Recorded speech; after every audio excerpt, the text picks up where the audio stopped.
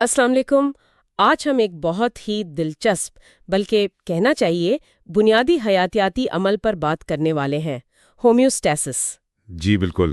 ہم ہومیوسٹیسس جسمانی توازن کا فن کے کچھ اقتباسات کو سامنے رکھتے ہوئے یہ سمجھنے کی کوشش کریں گے کہ ہمارا جسم باہر اتنی تبدیلیاں ہوتی ہیں لیکن اندرونی طور پر خود کو مستحکم کیسے رکھتا ہے۔ کبھی سوچا ہے مطلب باہر سخت گرمی ہے یا شدید سردی یا ہم نے ابھی کھانا کھایا، جسم کے اندر کیسے سب کچھ ٹھیک ٹھاک ایک بیلنس میں رہتا ہے؟ بالکل۔ یہ کوئی جادو تو نہیں ہے؟ آئیے اس عمل کو ذرا کھول کر سمجھتے ہیں۔ جی بہت اچھا سوال ہے۔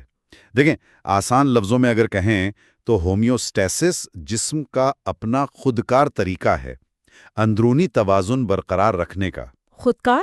جی خودکار مطلب جب بھی جسم کے اندر کوئی بھی چیز جیسے درجہ حرارت ہو یا پانی یا خون میں شوگر کی سطح اپنی ایک مقررہ حد سے یوں سمجھیں اوپر نیچے ہونے لگتی ہے تو یہ سسٹم فوراً ایکٹیو ہو جاتا ہے۔ اچھا۔ تاکہ اسے واپس نارمل پہ لا سکے۔ اور سب سے مزے کی بات یہ ہے کہ یہ سب کچھ خود بخود ہو رہا ہے، ہمیں پتہ بھی نہیں چلتا، ہماری کسی کوشش کے بغیر۔ یعنی ہمیں سوچنا نہیں پڑتا اس کے لیے؟ بالکل نہیں۔ یہ لفظ بھی اسی طرف اشارہ کرتا ہے، ہومیوسٹیسس۔ یہ یونانی زبان سے ہے، دو الفاظ، ہومیو یعنی ایک جیسا یا مشابہ، اور سٹیسس جس کا مطلب ہے ٹھہراؤ یا قیام۔ تو مطلب ہوا ایک جیسا قائم رکھنا۔ ایک جیسا قائم رکھنا، ٹھیک۔ یعنی جسم کی مسلسل کوشش کے اندر سب ٹھیک رہے۔ تو اس کی کچھ روزمرہ کی مثالیں کیا ہوں گی؟ کیسے محسوس ہوتا ہے یہ؟ بہت عام مثال ہے جسم کا درجہ حرارت، ٹیمپریچر۔ ہاں، یہ تو روز کا تجربہ ہے۔ بالکل۔ جیسے ہی باہر گرمی بڑھتی ہے ہمیں پسینہ آتا ہے۔ جی۔ اب یہ پسینہ جب اڑتا ہے بخارات بنتا ہے تو جسم کو ٹھنڈک ملتی ہے۔ صحیح۔ اور اس کے الٹ جب سردی لگتی ہے تو جسم کانپنے لگتا ہے، کپ کپی طاری ہوتی ہے۔ ہاں، وہ جو دانت بجنے لگتے ہیں۔ وہی، وہ کپ کپی اصل میں پٹھوں کی حرکت ہے، اس سے حرارت پیدا ہوتی ہے، جسم گرم رہتا ہے۔ اچھا، یعنی پسینہ آنا یا کانپنا صرف بے چینی نہیں، یہ جسم کا اپنا طریقہ ہے ٹیمپریچر کنٹرول کرنے کا۔ بالکل صحیح، یہ جسم کا اپنا دفاعی نظام ہے۔ اور یہ کنٹرول کہاں سے ہو رہا ہے؟ کون کر رہا ہے؟ یہ بنیادی طور پر ہمارا اعصابی نظام، نروس سسٹم کنٹرول کرتا ہے۔ ہماری جلد میں جسم کے اندر خاص حسی اعصاب ہوتے ہیں، وہ درجہ حرارت میں تبدیلی کو فوراً محسوس کرتے ہیں۔ اور دماغ کو بتاتے؟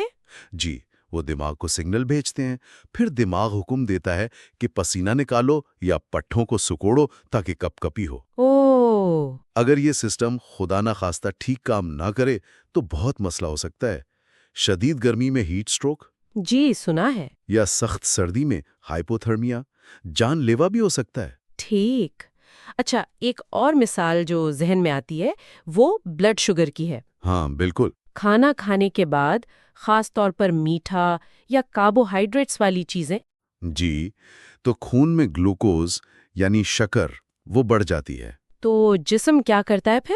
جیسے ہی یہ شوگر لیول بڑھتا ہے ہمارا لبلبا یعنی پینکریاز وہ فوراً ایک ہارمون خارج کرتا ہے، انسولین۔ انسولین، نام تو سنا ہے۔ جی، یہ انسولین خون میں شامل ہو کر جسم کے خلیوں کو، سیلز کو کہتا ہے کہ بھئی خون سے یہ اضافی شوگر جذب کر لو، یا پھر جگر، لیور، وہ اس اضافی شوگر کو جمع کر لیتا ہے بعد میں استعمال کے لیے۔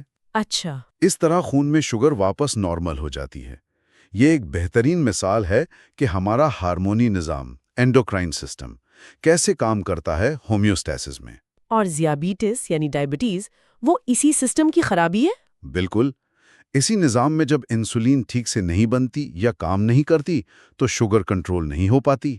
تو مطلب اعصابی نظام اور ہارمونی نظام یہ دونوں مل کر کام کر رہے ہیں اس توازن کے لیے؟ جی ہاں، اور صرف یہی نہیں۔ اچھا، اور کیا ہے؟ پانی اور نمکیات کا بھی تو بیلنس ہوتا ہے۔ بالکل، اس میں ہمارے گردے، کڈنیز، ان کا بڑا اہم کردار ہے۔ وہ کیسے؟